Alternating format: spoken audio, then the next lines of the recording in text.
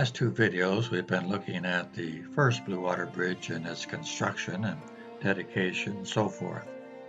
Today, we'd like to look at the second bridge. In this article from the Times-Herald dated 1992, it says task force will study new international span. A second bridge linking Port Huron and Sarnia will get a closer look this week when the newly appointed Blue Water Bridge Task Force meets in Lansing. The director of that group says, "You have to start somewhere, and this is where you start." The problem with that statement is it actually started years before, over a decade in the late 1970s, when Canadian and American officials initiated the St. Clair River Crossing Study, spearheading efforts for a second bridge. Increasing traffic on the Blue Water Bridge prompted the Ontario Ministry of Transportation and the Michigan Department of Transportation to find a location for a second bridge. They assembled an international team of engineers, transportation planners, and environmental planners to direct the study. The team selected three locations to examine. One adjacent to the existing bridge, another to the south between Marysville and Sarnia, and yet another even further south between Marine City and Sombra, Canada. The study team wanted to know if a new bridge at any of these three locations would divert enough traffic from the Blue Water Bridge to significantly extend its life. The study also looked at a tunnel option. The tunnel did not fare well in the analysis. Building a tunnel would cost 3 to 4 times more than a bridge. Likewise, new bridges at the two southern locations would cost 2 times more than a bridge next to the existing. New access roads and toll customs facilities drove up the price of these options. More importantly, the existing highway system in both countries led to the Blue Water Bridge site, and a new bridge to the south would not divert enough traffic to benefit the old one. The reason that the bridge would be built to the south instead of the north is that a new bridge to the south of the existing one would require less displacement of property and homes than one to the north. The southern location would also accommodate the expansion of the bridge plazas on both the U.S. and Canadian sides of the bridge. In 1981, planners hoped that a new bridge would not be needed until the year 2000. However, traffic increased dramatically during the 1980s. Both countries completed major freeways leading to the bridge. I-69 in Michigan and Highway 402 in Canada provided an attractive low-traffic alternative to the Detroit-Windsor route. By 1991, the bridge had reached capacity when 6,100,000 vehicles went across it. Total traffic on the bridge had doubled in 10 years. In contrast, the bridge carried 310,000 vehicles in 1939. The time had come to make the second bridge a reality. In 1993, this article appeared in the Times-Herald. Second bridge near. New span to be financed privately. Well, they should have had a question mark behind that statement because it wasn't financed privately. It was actually financed by the two governments involved. They sold bonds and then they paid the bonds with the tolls that they would collect. Experts from both Canada and the United States joined the team responsible for analyzing designs for the new bridge. Given the long length of the bridge, they had limited choices. They selected 5 main bridge types for detailed analysis.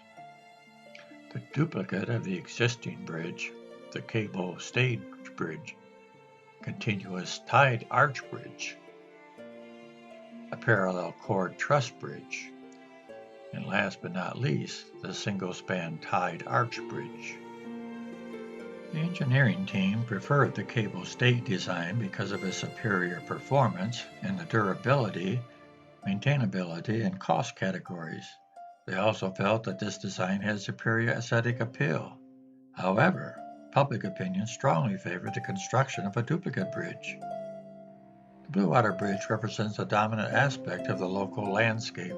Residents of both Canadian and U.S. cities have strong emotional ties to the bridge and felt only a duplicate structure would suffice. The public found the cable stay design the least acceptable of the three alternatives.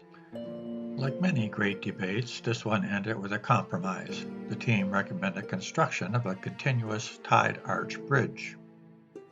At first, the decision caused controversy with the public, but as the new bridge took shape, the controversy faded. This may largely be due to the attention paid to design details, attempting to blend the new bridge with the old. And really, it really did blend in quite nicely. But if you look at it from a certain angle, you can definitely tell there's two different types of bridges there. In 1994, Governor Engler came to Port Huron to kick off the test work on the second bridge. Let the construction begin, and so it did. All bridges must have footings holding up the piers.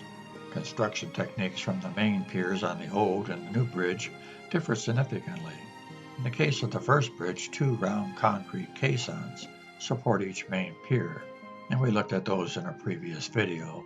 Workers sank the caissons 100 feet beneath the ground to bedrock to provide a good foundation for the bridge. The engineers planning the second bridge decided to use piles to support the main piers of the bridge. Steel beams or piles were driven into the bedrock from the surface of the ground. Although noisy, the pile driving did not require the messy excavations associated with the caissons. They did encounter difficulty when they hit concrete foundations of the former Peerless Cement Factory. The massive concrete plant had long since been demolished, yet the foundations remained. Again, workers took special care to remove the debris so that the pile driving could continue. And as you can see from the caption, it took 344 pilings to support the first 5 piers.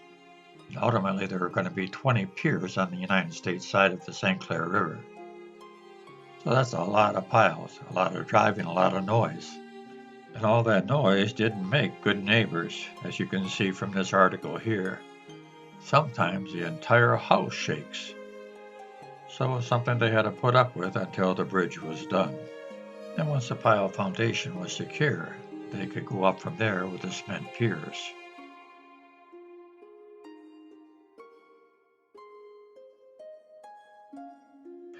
The approaches to the bridge had different types of piers, and the piers that were the closest to the water supporting the bridge. But they still had the pile base for support. Speaking of approaches, here is the plan for the new approach on the American side. And also you can see it's quite different than the original approach in the small insert there. The original approach on that first bridge was off of Pine Grove Avenue. You can see the entrance. And now on the new one, the Pine Grove Avenue just runs right underneath it. And here's what it looks like today from a satellite view. Quite the complex. Construction workers use different connecting techniques on the two bridges as well. They connected the steel on the old bridge with rivets. Bolts have replaced rivets in bridge building. Workers needed fewer bolts and rivets to connect the steel because bolts are stronger. Bolts, therefore, cost less and have the advantage of being easily replaced. And here you see a worker tightening bolts while lying on a wooden platform. I don't think you could pay me enough to do that job. I don't mean to give you the impression that all the bolts were tightened by hands. They had air guns that would tighten the bolts, and here you can see a worker taking a compressed air hose out to one of the guns. And here you see one of the workers popping out of a hole in the bridge to hand up one of those air guns to the other workers. There was another difference between the two bridges. If you recall looking at pictures of the first bridge, you didn't see two towers like you see here overshadowing the bridge.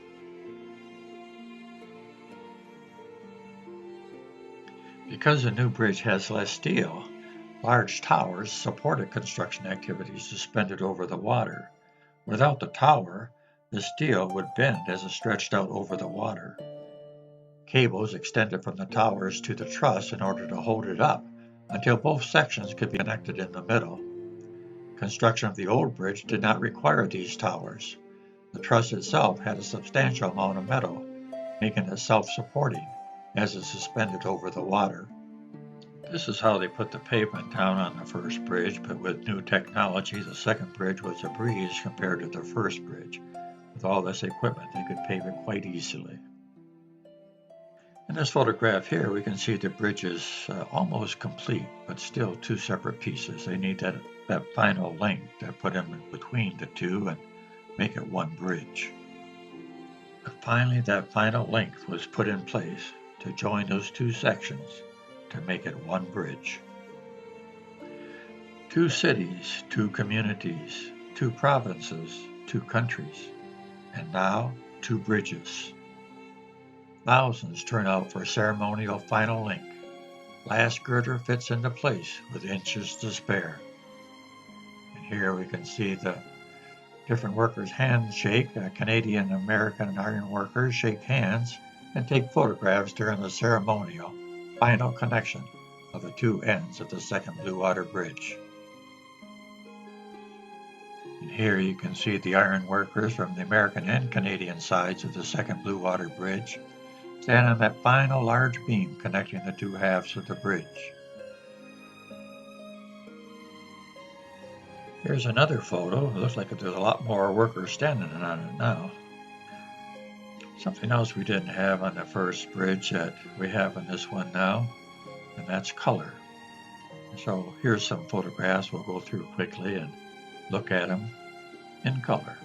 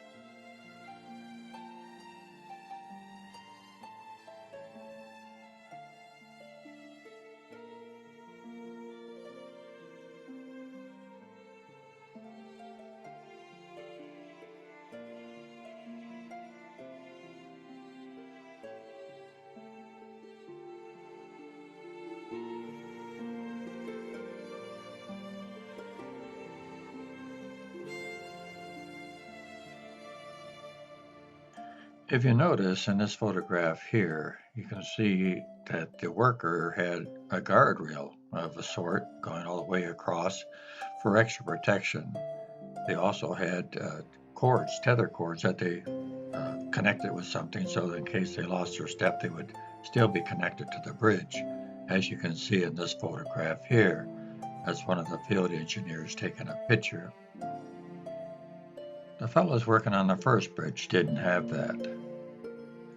There was one fatality of a man falling off the bridge on the first bridge, and none on the second bridge, so that's a pretty good record safety-wise, considering what they had to work with on the first bridge.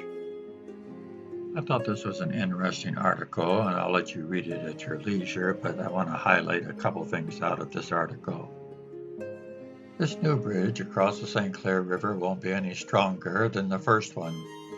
It took only about 16 months to build the first bridge. Building the second took about 3 years. Blame progress. The rules were different in the 1930s when the Blue Water Bridge was under construction. In fact, there weren't many rules. Construction hands worked around the clock. There were few safety regulations. Workers' compensation didn't exist, and the idea of paid sick leave would make the foreman laugh. No one complained about hammering in the night, and no federal agencies watched out for migrating songbirds. It's amazing how quickly they could build structures back then. The world was emerging from a Great Depression, and people lined up for blocks to get a construction job for wages that could just support a family of 4. Today, however, a steel worker on the second span might earn as much as $45 per hour in salary and benefits. Safety regulations will prevent them, willing or not, from working into the night. The new bridge won't be any stronger than the first one. 60 years ago, engineers made fewer calculations, but used more steel to cover gaps in their knowledge.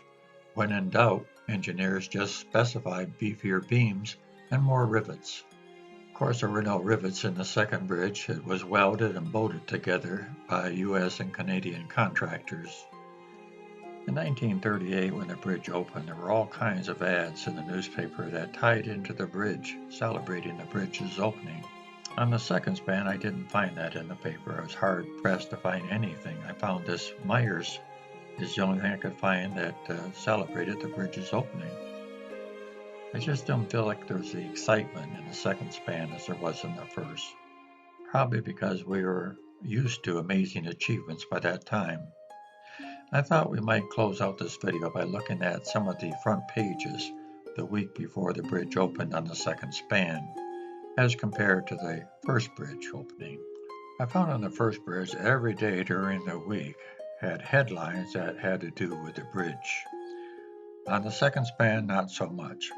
This is what the headline was in the Times Herald on the second span on Monday of that week. And this is what the 1938 Monday paper looked like. 100,000 expected for span rights.